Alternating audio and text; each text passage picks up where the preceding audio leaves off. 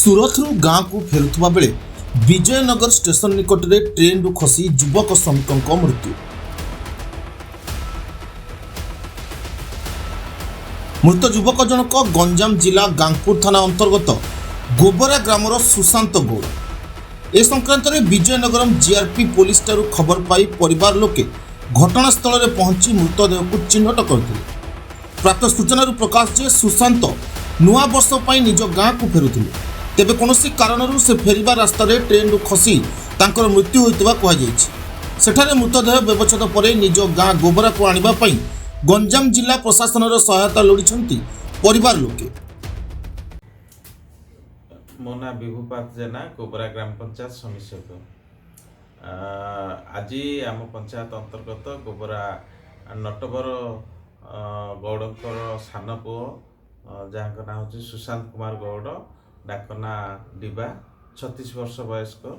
ସେ ସୁରତରେ ବହୁତ ଦିନ ହେଲା ସୂତା କଳରେ କର୍ମ ନିଯୁକ୍ତ ରୂପେ ରହୁଥିଲେ।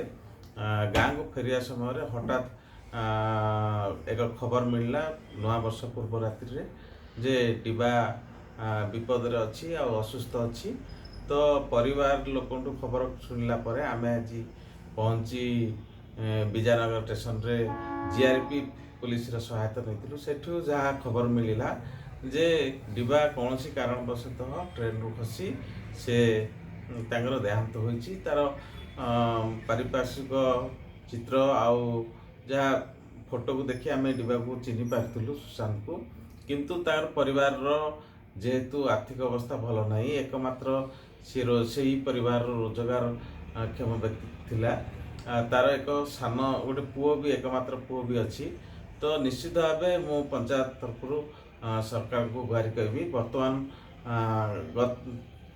2 ଦିନ ପରେ ଆଜି ଆମେ ଜିଆରପି ପୋଲିସଙ୍କ ସହିତ ଯୋଗାଯୋଗ ପରେ ଜାଣିପାରିଲୁ ଯେ ତାର ପୋଷ୍ଟମର୍ଟମ ରିପୋର୍ଟ ପରେ ତାକୁ ଗାଁକୁ ସେ ଶବ ଫେରି ନେବା ପାଇଁ ଗ୍ରାମବାସୀ ବି ମୋତେ ଅନୁରୋଧ କରିଥିଲେ।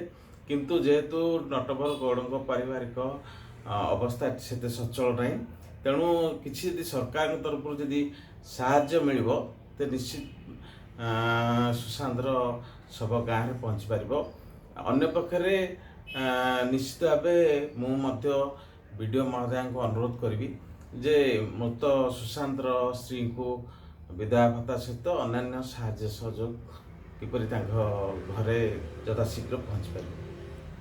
ଗଞ୍ଜାମ ଜିଲ୍ଲା ଭଞ୍ଜନଗରରୁ ଅମର କୁମାର ବେହେରାଙ୍କ ରିପୋର୍ଟ, ସମ୍ପର୍କ ଟିଭି ଓଡ଼ିଶା।